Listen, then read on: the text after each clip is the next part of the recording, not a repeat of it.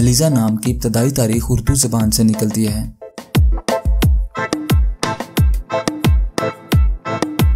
अलीज़ा एक इस्लामी नाम है।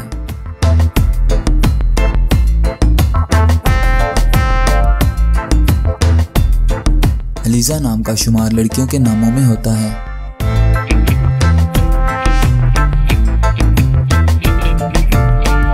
अलीज़ा नाम का मतलब खुशी, शादमानी, मुसर्रत है।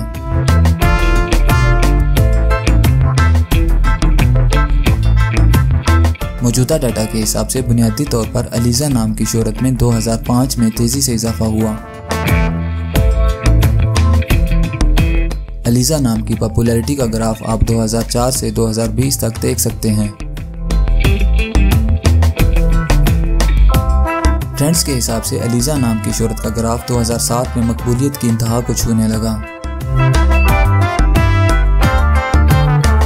इस्तेमाल के लिहाज से अलीज़ा नाम पाकिस्तान, मलेशिया और UAE में कसरत से इस्तेमाल किया जाता है। इंग्लिश में अलीज़ा 6 लेटर्स पर मुश्तमिल है।